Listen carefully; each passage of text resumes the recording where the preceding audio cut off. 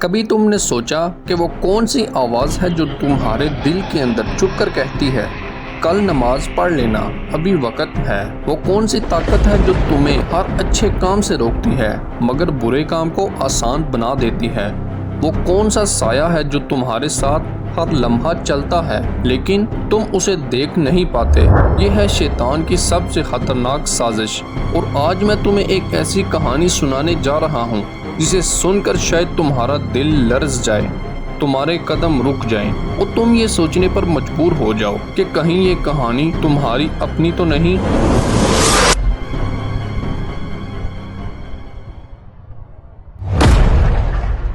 رات کی خاموشی میں دانش اپنے کمرے میں بیٹھا تھا۔ نیا گھر، نئی چیزیں، ہر چیز خوبصورت اور شاندار تھی، لیکن اس خوبصورتی کے پیچھے ایک خاموش اندھیرا چھپا تھا جسے وہ دیکھ نہیں پا رہا تھا۔ شروع میں سب کچھ عام لگتا تھا، دن میں دوستوں کے ساتھ ہنسی مذاق، موبائل پر گھنٹوں سوشل میڈیا، کبھی کھیل کبھی فلمیں، سب کچھ نارمل لگ رہا تھا۔ لیکن اندر ہی اندر ایک طاقت اس کے قریب آ رہی تھی، ایک ایسی طاقت جو کبھی کھلے عام سامنے نہیں آتی بلکہ دل میں چھپی رہتی ہے۔ ایک دن جب اذان ہوئی تو دانش نے کانوں میں ہیڈ فون ڈال کر کہا، بعد میں پڑھ لوں گا۔ یہ پہلا قدم تھا، چھوٹا سا وسوسہ کہ ابھی وقت ہے، بعد میں کر لینا۔ شیطان نے اسی لمحے اس کے دل پر پہلا وار کیا۔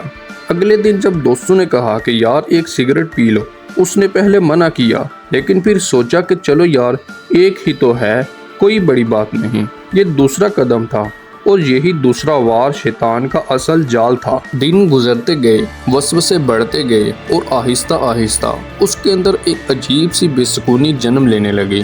رات کو نیند آتی تو ڈراؤنے خواب دکھائی دیتے، کبھی لگتا کہ کوئی اس کے قریب ہے اور کبھی لگتا کہ کمرے کے کونے میں کوئی سایہ کھڑا ہے، لیکن وہ ہنسی میں اڑا دیتا، مگر وہ حقیقت میں شیطان کی وہ سازش تھی جس نے اس کی زندگی پر قبضہ کرنا شروع کر دیا تھا۔ قرآن کہتا ہے، ان الشیطان لکم عدو فاتخذوہ عدوا، یعنی بے شک شیطان تمہارا کھلا دشمن ہے، پس تم بھی اسے دشمن ہی سمجھو۔ لیکن دانش نے اس دشمن کو سنجیدگی سے نہ لیا، اس کے وسوسوں کو اپنی سوچ سمجھ کر قبول کرتا گیا۔ اب وہ آہستہ آہستہ گناہوں میں ڈوبنے لگا۔ رات کو محفلیں، دوستوں کے ساتھ شراب، لڑائی جھگڑے، غصہ اور ضد اس کی عادت بن گئے۔ شیطان نے اس کے دل میں یہ یقین ڈال دیا کہ سب ایسا ہی کرتے ہیں، یہ نارمل ہے، توبہ کا وقت بعد میں بھی آ سکتا ہے، اور یوں اس کا ایمان کمزور ہوتا گیا۔ اس کے بعد ایک دن دانش کی ماں نے اسے کہا، بیٹا نماز پڑھ لو، اللہ تمہاری زندگی سنوار دے گا۔ تو اس نے ہنستے ہوئے کہا، امی ابھی میری عمر ہی کیا ہے، بڑھاپے میں پڑھ لوں گا۔ یہی وہ لمحہ تھا جب شیطان نے کامیابی کا جشن منایا، کیونکہ اس نے دانش کے دل میں سب سے خطرناک سوچ ڈال دی تھی، یہ سوچ کہ کل کا وعدہ ہے، حالانکہ کل کسی نے نہیں دیکھی۔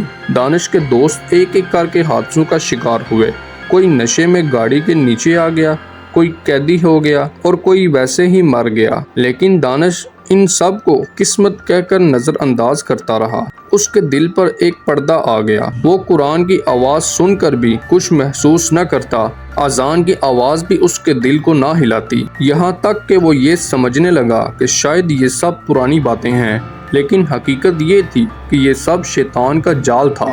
اس کے بعد ایک رات دانش کو ایسا خواب آیا جس نے اس کی روح کو ہلا دیا۔ اس نے خواب میں دیکھا کہ وہ ایک اندھیری قبر میں اکیلا ہے، چاروں طرف سناٹا ہے، سانپ اور بچھو رینگ رہے ہیں اور کوئی جواب نہیں دے پا رہا۔ ایک آواز آ رہی ہے کہ یہ انجام ہے اس شخص کا جس نے دنیا کے وسوسوں کو اپنی حقیقت مان لیا۔ دانش ہڑبڑا کر اٹھا، پسینے میں بھیگا ہوا تھا، اور پہلی بار اس نے سوچا کہ یہ سب خواب نہیں بلکہ حقیقت کا اشارہ ہے۔ قرآن کہتا ہے، وَلَا تَتَّبِعُوا خُطُوَاتِ الشَّيْطَانِ، یعنی شیطان کے قدموں کی پیروی نہ کرو۔ لیکن وہ قدم بقدم چلتا گیا، یہاں تک کہ قریب تھا ایمان کھو دیتا، مگر اللہ تعالیٰ کی رحمت ہمیشہ وسیع ہے۔ دانش نے اگلے دن وضو کیا، سجدے میں گر پڑا اور روتا رہا۔ وہ لمحہ شیطان کی سب سے بڑی شکست تھی، اس کی سب سے بڑی سازش ٹوٹ گئی، کیونکہ انسان جب ایک بار بھی اللہ کے سامنے جھک جائے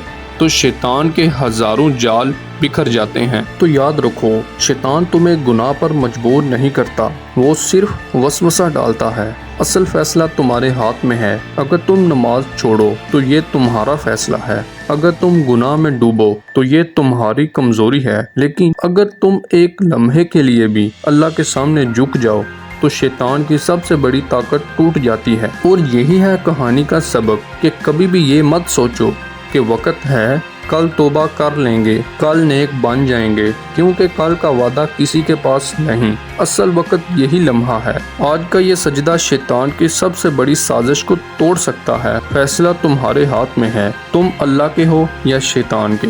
تو پیارے دوستو، آخر میں اللہ تعالیٰ سے دعا ہے کہ اللہ تعالیٰ ہمیں اپنی اور اپنے حبیب کی محبت نصیب فرمائے۔ تو اگر آپ کو یہ ویڈیو پسند آئی ہو تو اسے دوستوں کے ساتھ شیئر کریں، اور مزید اسلامک ویڈیوز دیکھنے کے لیے اس چینل کو بھی سبسکرائب کریں۔